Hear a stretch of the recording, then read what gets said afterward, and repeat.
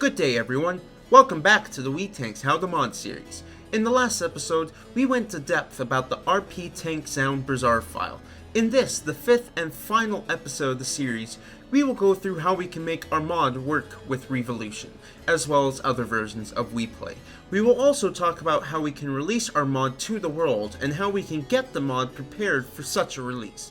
I want to point out that apart from making the mod work with Riivolution, the rest of this video is more of a behind the scenes bit, and when it comes down to it, you can release the mod however you wish, so don't feel the need to copy exactly what I do there. Go about it any way you want. Alright, the end of this journey is near, so let's get started. To begin, we will make our mod work with other versions of Wii Play, specifically the 1.00 version of Wii Play. Now, if you're wondering why our files won't work with the 1.00 version of Wii Play, well, some of them do, mainly the local.carc and the RP Tank Sound Bazaar file. When it comes to the common.carc, there are some files within the common.carc that are slightly different between the two versions.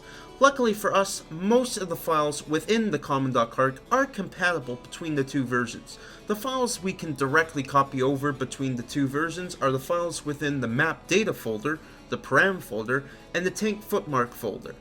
As for the other files, specifically the effects and model files, these files are different between the two versions, so you'll need to make the edits to these files separately from the 1.01 version of the mod. Here's a video that shows how I went about making the changes to the model files. So I just grabbed someone's version. I basically went to Kaizo Tanks, downloaded their version 1.00 download, and their model files all work here, as you can see. Now obviously they've got the texture set up differently, however we're basically just going to fix this by taking our models and putting them in here instead. So now it's going to be very important that we get this set up right, because we don't want to have to go through the pain of re-importing everything and all that. So what we're going to do is go... Now I'm going to be honest with you here, this probably isn't the fastest way, but it's going to work. So that's why I'm going with it. Basically what we're going to do is we're going to open up our current stuff here. So we want to take all the stuff we edited, that sort of stuff. And any stuff that we did edits to, we want to export them, because I don't think this is a drop-in. So what we are going to do is we're going to want to export, and make sure it's saved as MDL0, not DAE, because re-importing a DAE causes shaders and all that to not pop up. So and then I'm just going to save it as what it's saved as, so, and just export it all into here. Now if you modified any of this stuff, you'll definitely want to change that as well. So this one I definitely changed, so we'll export that. So that's all for that. Now we need to go back and just take the stuff we all changed. This one I will export just because it's just one. So Brawlbox can't remember more than one sort of place where you last exported. I kind of wish they had it differently for the open and the export, but hey, whatever.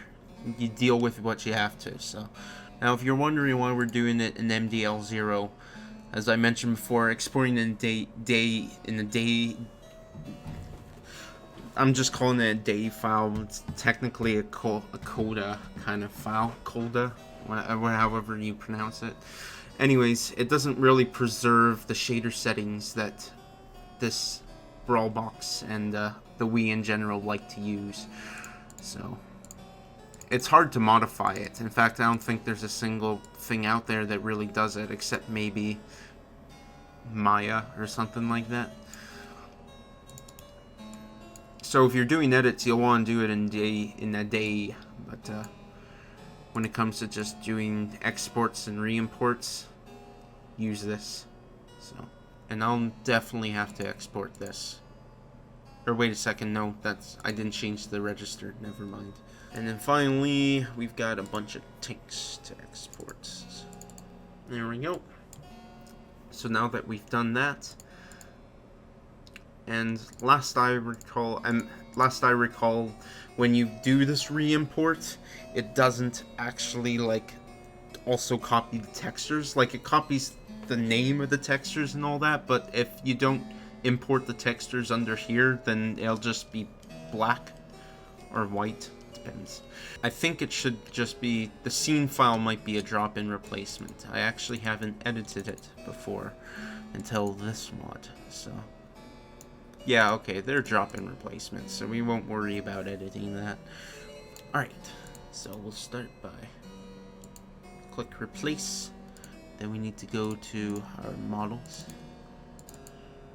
and make sure you put the right one in, so you can see it preserved the shaders and all that, but the texture's not there, so obviously that's something we need to change. So this is block 1, obviously, so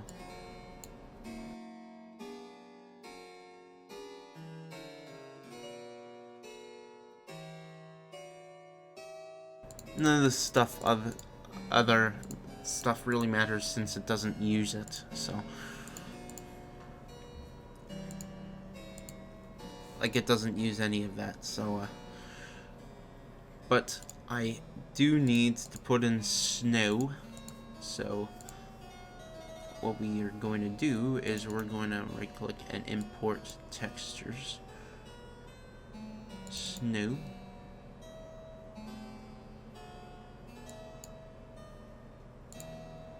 and there we go, that looks good. And then we just need rock, I believe, so there we go. Now the block will actually look right. And I always double save, just a habit of mine.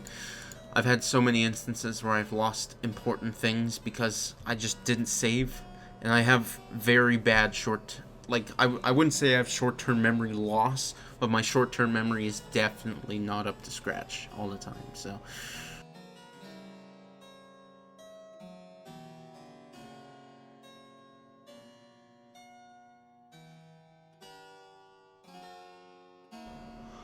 very nice. So that is all the models done. As for the effects files, you just need to remake the file using Brawl Crate. Do the same edits that you made for the 1.01 version of the files with the 1.00 version, and it should be fine. Do note, however, that trying to edit some parts of the 1.00 effects files will cause Brawl Crate to crash, so just be aware of that. Okay, now to Riivolution. Here's how I went about making the mod work with Riivolution. Those are the 4 files that we absolutely need. Now, when it comes to local.carc, it's got a bunch of, it's got a specific language version to it. Like in the PAL version, there's a bunch of local .carcs for each language. For my instance, I'm just going to deal with English, and this local.carc is intercompatible with the PAL version and the US version. So at this point, the files are done. They're right here. Nothing else matters except these files. That's really what it boils down to now. And what we can do now is we can create our Riivolution files. Now, don't panic too much because it's actually pretty easy. Especially when you already have the files beforehand, which I do. So I'm just going to quickly grab it here. When it comes to Riivolution, you have what you like to call, this is just the way I've seen it been done. There's probably a million different ways to do this. But what I do is I just take my common... Okay, well, first of all, let's make sure we have a folder for each specific version. So we'll have NTSC 1.00. We'll have NTSC 1.01. And then we have PAL 1.01. PAL version's normally always 0.01, so specifying it as 0.01 doesn't really mean too much. But anyways, I'm just going to delete this from here because those are old files. And also rename this. This XML file is really what's going to make this work. So we'll call this Wii Tanks Christmas. Then I just want copy and paste into each of these. So let's start with the NTSC 1.00. So in the Wii Play, we'll want to put the files that we're going to be using. We'll grab the 0, the local, and the sound. And copy. You can just take that out. And now under Riivolution, this XML file is what we're going to be doing. So disk version 01, game ID, keep that the same. Now, if any of you have done sort of Riivolution sort of patching before, you'll know all about this. However, if you haven't, all you really need to know is that you have a section name, an option name, choice name, and a patch ID. And the patch ID is when you can specify what sort of things you're going to patch. So in this case, I'll call the section name Wii Tanks Christmas Edition. And option name, level pack, we'll leave this all the same. New music. Now, technically, we can combine the music and the level pack into one. However, I like to provide that option in case people want to listen to the original instead. And then here is where we specify the specific file on the disk and also the external file that we'll be using. So you notice this Wii Play common carc, that's this right here. And this file here, the file on the disk, is the actual file in the disk. So under common RP tank scene, and then common carc, and then US RP tank scene local carc.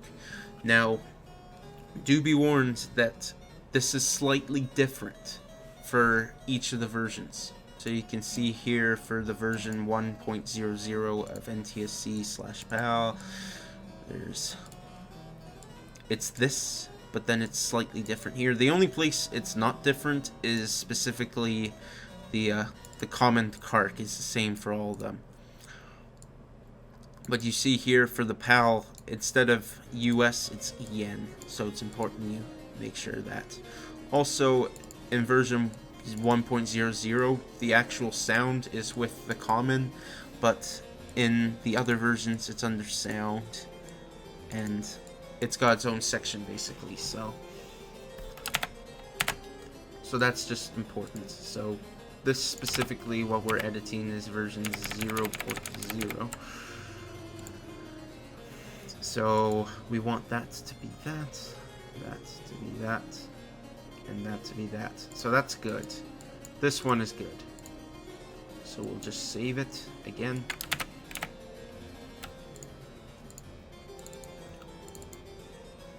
And yep, it's all good. I'm actually going to copy this so that I can just use it in all the other ones. This is all the same. The only thing we need to change is this down here.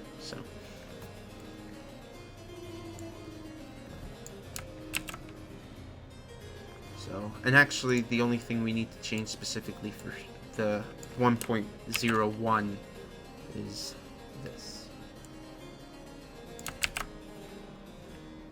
There we go.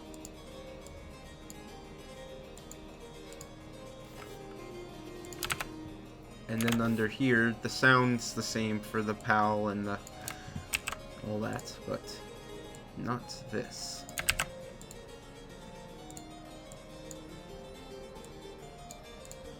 And there we go. That's the actual Riivolution part. Now I just need to put the actual files in. And these are the three we will be using for the other versions. Alright, now it's good. Now it's good. Well, let's just rename this and make sure that it's the same. There we go.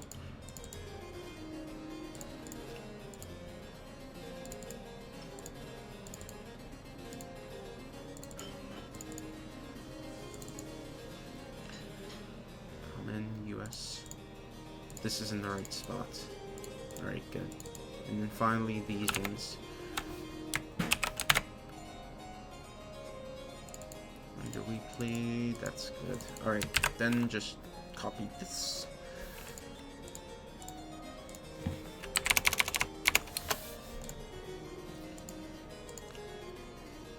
And there we go. That's all your Riivolution files.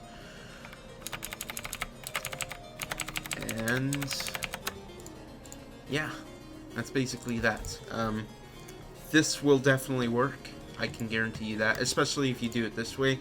And just a good tip for anyone who's not really into this sort of stuff and takes one look at this and says, oh my goodness, I have no idea where to start with this. Then here's my best tip for you is download someone else's mod and then basically just replace the stuff within it that you know you need to change. So, and with that, all that's left to do is prepare our mod for release. And as I've mentioned before, you don't have to do exactly what I do here. You can go about releasing your mod by your own means. For me, I first started by creating a thumbnail image for my trailer video. I did it in Blender and Photoshop, if you're curious. It took a few hours, but I ended up with something that I was pretty happy with. Then I packaged my mod in a zip with 4 files: the thumbnail picture, a logo for the Wii Tanks Christmas Edition mod, a readme file that will help people install the mod, as well as provide some juicy lore, and finally, a zip that contains all the Riivolution files we just worked on. From here, all that was left for me to do was to create a trailer video with my go-to video editor, Adobe Premiere. At this point, you can see that it was Christmas Day, and I obviously couldn't wait any longer to get the mod out. So I worked through the entire night making the trailer video. Luckily for me, I already had footage of the mod when I recorded my final round of playtesting. So it was just a simple matter of letting my creative nature take flight. And after a few hours of work, I finally ended up with this.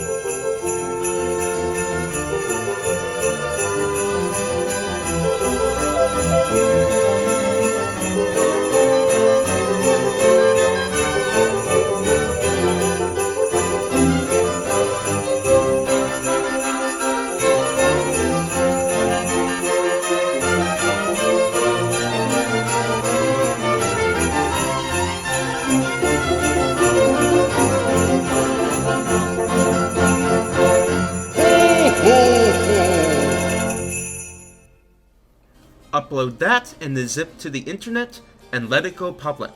And just like that, Wii Tanks Christmas Edition was born. Now I must point out that your mod may not be out of the woods just yet.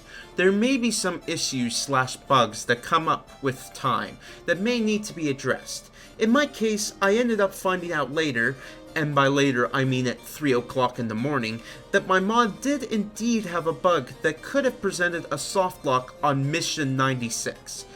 Now, I learned of this in the middle of the night, and I was quite tired. I considered waiting until the morning to make the fix, but given the severity of the bug, I dragged myself out of bed and made the change right then and there. And while I was at it, I fixed a few other little minor typos and glitches. Just goes to show that even small projects never seem to truly end. And now is the moment that I can say that the Wii Tanks How to Mod series is officially over.